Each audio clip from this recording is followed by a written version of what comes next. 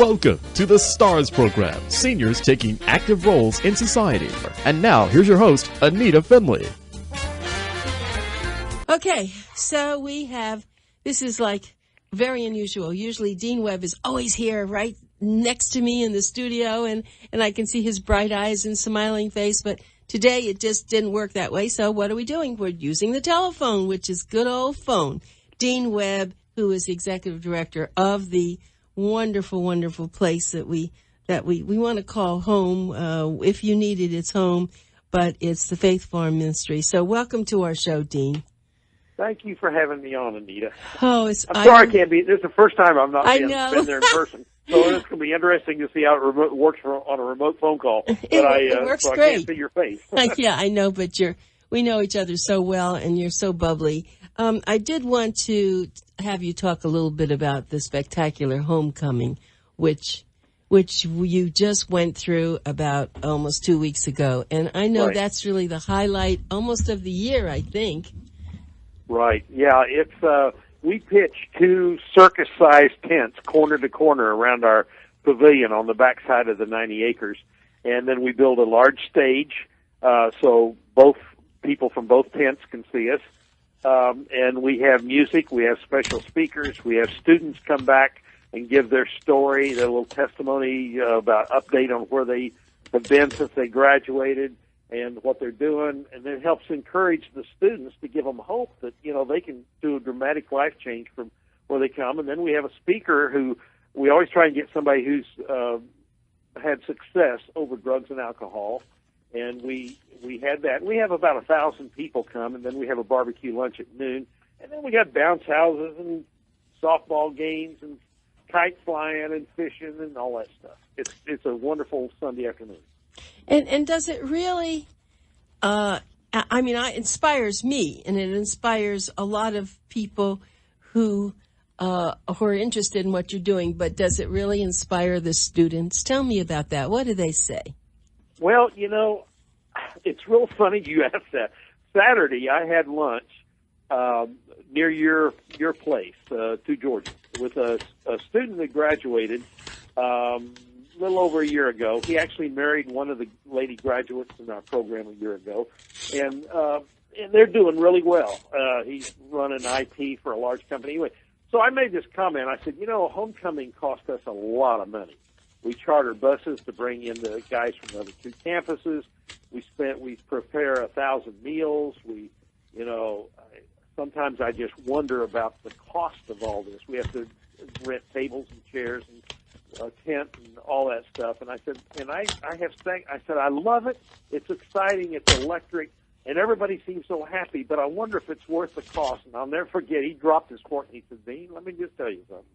He said, I've been to 2 homecomings as a student when I was there, and I've been to 1 now that I've graduated. He says, and I can just tell you, every single student, whether they're in the program or they've graduated and are alumni, really look forward to homecoming. And I said, I am so thankful for that feedback. He said, you would be better off trying to get people to sponsor. He said, if the food costs $5,000, let me try and get you a sponsor for that part of it. He said, you'd be better off trying to get sponsors to help you for their name in the program than to cancel out. He says, because, and I said, now that you mention it, Christopher, I said, when I think about it, we had somebody fly all the way from the state of Washington. We had somebody fly all the way down from San Antonio, Texas. We had people come down, fly in from New York. We had people come from all over. And when I think about how you're telling me how important it is to do that, and then we have people come that far away, I said, I'll just have to tell you, there's no way I'm ever going to cancel. We'll just figure out a way to keep paying for it, Well, that's great. That was a good answer. We hadn't even talked about that before, but see, I always, when I leave, I'm always refreshed, even though I know so much about all of it from you and from Judy Walters and all. But when I'm there and I see some of these powerful men and women discuss what their lives have been like before, you just sit there with tears. People have no idea, Dean, no idea. I know. And yesterday, or day before yesterday, on Sunday, we tried something that we've never done before. We had a 3 o'clock in the afternoon graduation. We usually have them from 10 to 2 during the normal church service hours. But we had board members on South Florida Bible College who have given us over $250,000 in free tuition to our students in the last year and a half. They said, we want to hear these stories. We want to come, but we go have our own church. We do Sunday school. 3 of our 11 board members are pastors. They have their own churches. They could never attend a graduation, so they requested that we try and do one at 3 in the afternoon instead of 10 on Sunday. So last Sunday we did this, and it was fantastic. I actually had to buy a high-def camera and set it up in the family center about behind the church and put class 2 and 3 and 4 back there, so we had room for all, because we had 12 men and 1 woman graduate, and we reserved 12 rows up front, 6 on each side for the family members. So we tried that, and it was fantastic. Everybody was so grateful to get to be able to see it, because these board members, they serve, they drive, they spend their time, but they never saw a graduation like you and I have done. So, amazing. So that was really cool. I mean, it was. So we've got one Sunday afternoon at each of the other 2 campuses, one in July and one in October for Okeechobee and Lauderdale, to do the same thing, so people in that area can attend a service and see a graduation at 3 o'clock. But it was very powerful. It was really neat. Lots of hope. And I just heard recently that the Congress has now done something to do with the drug problem. I mean, they're going to start throwing some money at this because they've realized now how serious it is. And you and I have talked about this before, and where you probably first started, or maybe even much earlier, it was always alcohol, wasn't it? Right, yeah. We've been, in October will be our 65th anniversary. So for 65 years we've been doing this. And the first 25 years where we started down in Fort Lauderdale, it was all alcohol and alcoholics. And then street drugs and recreational like heroin and cocaine started coming in. And when we got our Boynton Beach, Palm Beach County campus, then you added all that mix to it. And then we have the Okeechobee campus. The last probably 18 years, it's been prescriptive medicine addiction. These people with these painkillers get addicted, and they can't stop, and then their marriages break up, they lose their jobs, they do all unspeakable things to get money for the next fix, and it's really sad. So we're dealing, gone from alcohol to alcohol and drugs, now alcohol, drugs, and prescriptive medicine. It just seems like something always pops up to make it worse. And I tell my staff, I said, it's such a sad indictment on our society, but you guys have a lot of job security. Yeah. Because the situation just keeps getting worse. Well, I was thinking, and then there's this terrible drug coming in from China called Flocka. And I know you've heard about that, but that's deadly. Yeah, it is. People, makes you feel like you're cold, you're sweating to death, so they take off their clothes.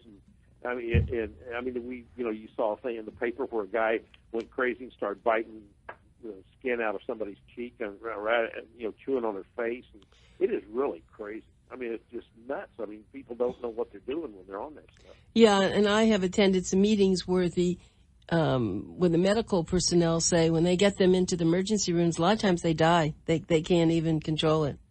Yeah, it's just sad. We went through all that thing called spice, where it was artificial marijuana and people were smoking it, and they thought, well, because it wasn't marijuana, that was a substitute that wasn't controlled. But then they had to start limiting where they sell that stuff, because that did not show up on drug tests on our students. And if they went out and used spice, all we knew is they came back acting crazy, doing funny stuff. And, Anita, I don't know why people want to. To me, life is so exciting. I don't know why people want to just bow out of life and alter their mind and their bodies and how they abuse themselves. It's really sad. Yeah, and you really wonder if I've just said that it's kind of a disease that people get. It's like when I get the virus or a flu, it's not something I want and I have no control. And maybe for some people who think foolishly they're just going to have a drink or they're going to start taking some drugs and that'll be it, it's a disease for them. Yes, it is, and they can't control it. And and it's not 100%. There are people every day at 5 o'clock happy hour will have a drink or two on the way home. It doesn't affect them. They stop. But boy, if you've got that gene where it grabs a hold of you, the best way to never find out is abstinence. Just don't start. Exactly. Oh, I do want to ask you. So now you have your graduates, and I know that they have an opportunity to stay there at Faith Farm a little bit longer, and then do you help them get jobs? How do people feel? Employers feel about employing people who've been there?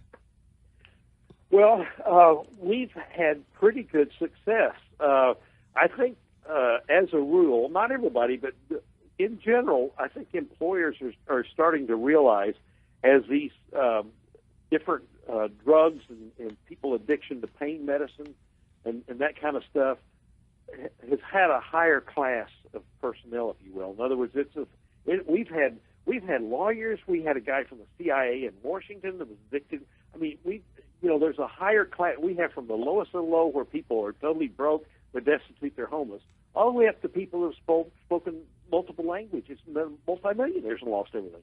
So the people that can get through that, I think employers understand that if somebody's qualified, and we've had some very educated people, it really helps them. And plus, we have a comprehensive work training therapy where they actually get certification in whatever they're working in. It could be food service, it could be new furniture sales, used furniture sales, trucks, docks, whatever. And we've actually had, we had a guy who wanted to work in a trucking company. He actually took his 3-ring binder where he had all of his studies for trucks and docks in there. Then he had his exam and had his grade and a certificate that he got at graduation. And he took that and just laid it on the desk of the HR person, said, this is all the training I've been on. And they go, my gosh, you're way ahead of starting a newbie out here that knows nothing. So he got a job. So, and we've had women who take calls in the call center. We've had 3 women get call center jobs. So what we do is not just on job, give them a job, but we actually have formalized training through the CWT where they actually take, definitive coursework and lectures, and they take exams, and they have to pass with a certain level to get a certificate at graduation. So it really does. We do really give them a leg up, because we understood long ago that if we can't help somebody get a leg up when they graduate, if they just go on the street and graduate and they don't have any source of revenue or way to earn, it's only a matter of time before they possibly can revert back to what they were doing that got them here. So we have to try and help give them some sort of job training and that sort of thing to give them a leg up. And we get them scholarships if they have the aptitude to go to college.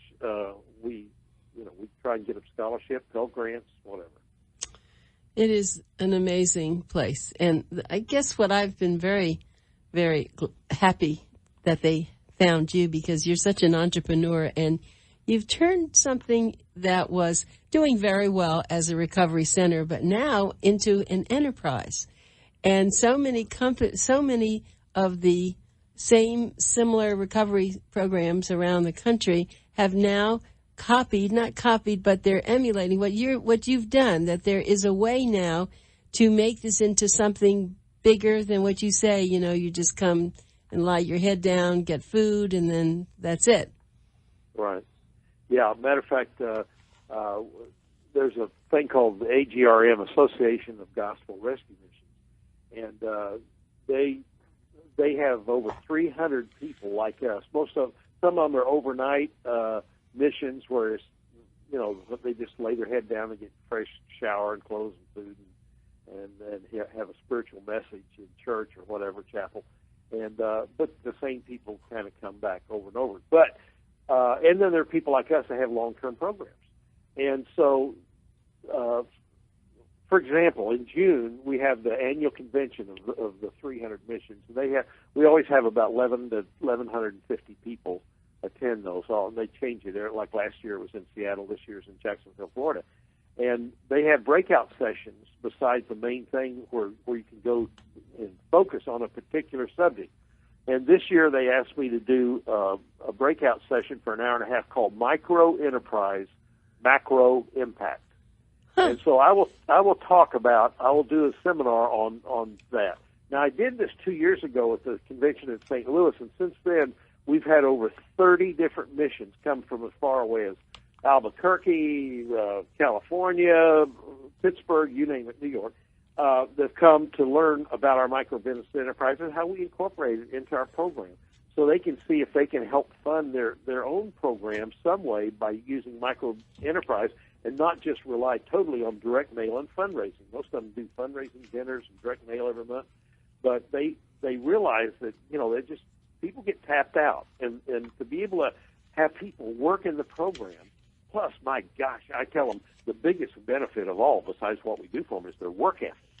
They gain. I mean, while they're here, they're not just sitting around while the competitors out there at other jobs are working hard. These guys are working hard in our program, and boy, are they up to speed. When they graduate, they're used to work. Everybody's working here, and so they're up to speed and can compete when they go out there in the job market. Yeah, it says a lot, because I have been curious about that this is, for some people, they would think this is a mark against their character, that they, were an addict and they did have to go through this.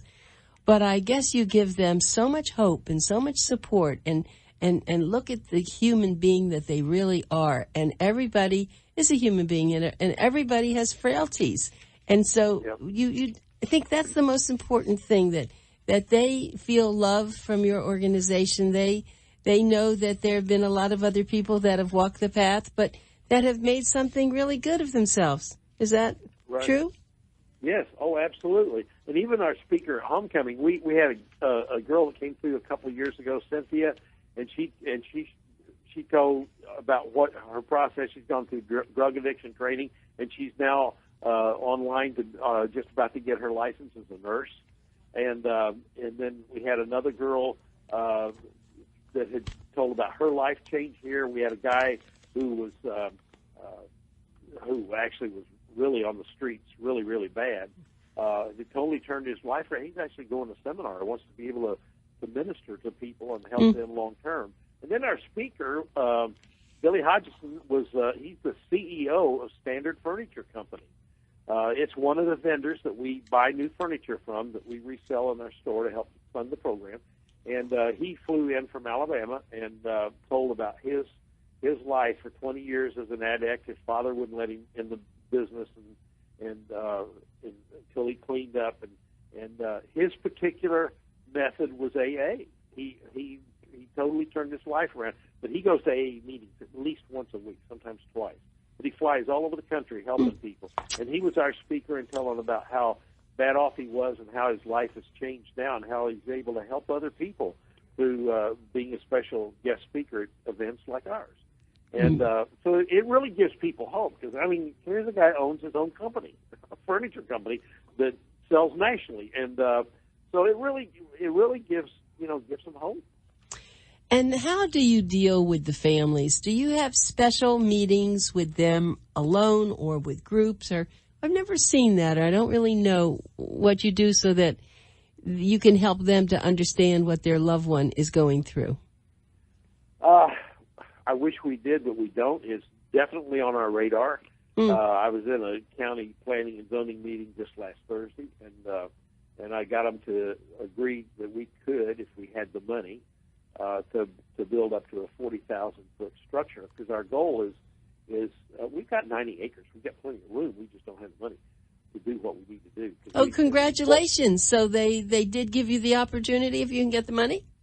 Right. You did it. So what we want to do is to build probably like the equivalent of like a big U-shaped building with like 40 like motel-type things with childcare.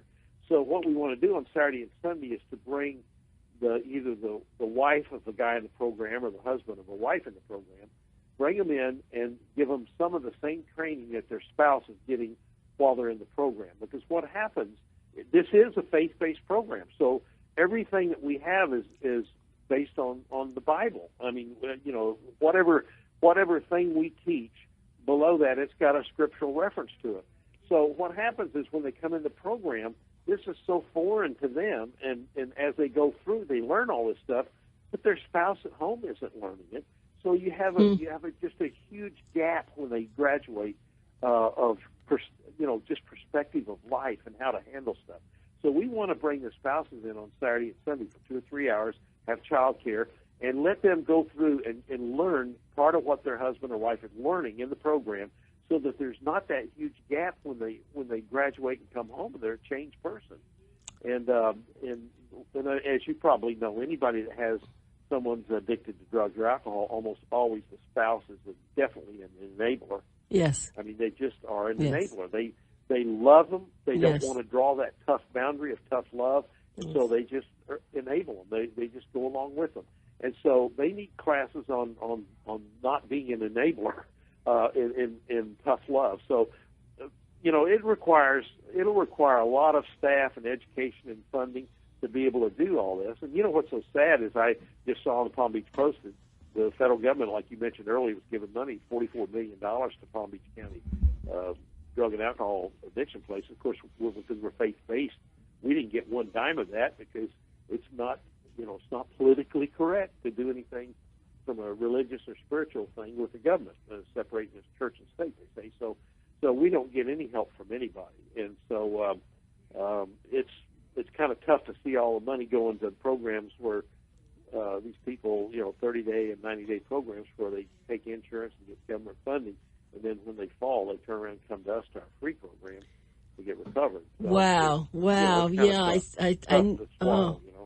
Yeah, that is a different thing to look at. Well, they, of course, the big problem is there have been many programs, but they all cost so much money, and if you don't have money, where do you go? Yeah, a lot of them now are geared up to take insurance, but it's so sad.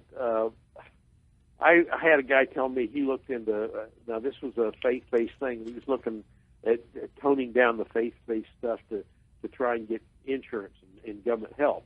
But he said when I looked into it, Dean, he said they have this special test that tests for every kind of product you can have in your bloodstream, and it's like $100 for them to urinate in the cup and get it tested, and you get from the government like $1,200 for each one of those tests.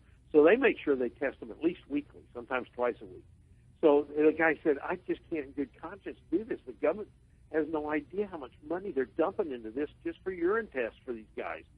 And it's just, they've set a price, and it's absurdly expensive, but they pay for it. And he said, I can't in good conscience start doing that. He said, I just can't do it. They're ripping off the government so bad. And he said, I'm just going to have to keep fundraising and doing my faith-based ministry. So I can't in good conscience do what I see being done. Well, let me just ask you that. We never discussed it.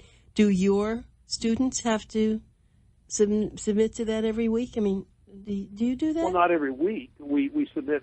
We do drug tests when they come in, of course. Yeah. And then if we suspect something, they're subject to a random drug test at any time, which, by the way, our employees are too. Oh, really? We don't play favorites. Yeah. So if we have a reason to suspect, or we can set up a random testing for the employees, because these guys, our employees, our administrative staff live right here on campus with their wife and kids and stuff, so we can't have them using and out supposedly helping these people. So when they come out, like after 60 days here, they get an 8-hour pass, what they call the green ticket, and they can go wherever they want. But when they come back, they can be tested, and we also drug and alcohol test them. And sometimes people think they can get away with stuff, and they don't. We have zero tolerance if they use while they're out on their pass. They're kicked out of the program. And what's so funny is sometimes some of these people, they don't know how good they got it until they lose it. That's right. Yeah. There was an old Ralph Donner song back in the 50s. You don't know what you got until you lose it. Oh, right. And, you remember that? Sure, and I so do. That's really true. Sometimes, and so they have to wait 30 days to reapply. They have to reapply at one of the other two campuses if they're booted out, but they will do that. And they realize when they get on the street that, man, I just gave up the greatest opportunity to turn my life around, and that was foolish. And And so some of those are the most motivated people, just like some of our convicts that are very motivated because they might have a felony conviction hanging out there, and the government, the judge will, if they'll come to Faith Farm and graduate, sometimes they'll commute that sentence, and they have no sentence for that. Yeah, so, I would they'll think. wipe it off their record. Right, that's one of the best programs, and you've told me about that. I just love that, and I don't know what else. What other kind of program would there be for someone if they didn't go to Faith Farm? Are there other organizations doing something similar as you with that? Yeah, but usually they cost money. I don't know of any that are free. It's our work ethic. Our work program is what allows them to be here free, and I don't know of any program that's free. I really don't. There might be some. I'm not saying they're not. I'm just saying I don't know of any others that are free, and it's free because they work in a thrift store or our trucks or docks or call center or something that produces income. We have, of course, orange groves and cattle up in Okeechobee on that farm. And so everybody works to do something that produces income, and then when we sell that product or that cow or that thrift store item, and that money, that enables it to be free for them, and they're effectively earning their way to the program. That reminds me, as we're trying to raise money for Faith Farm, anybody who has a car you want to donate to Faith Farm, let's do it. I mean, because how's that going? Are you going to have another auction soon?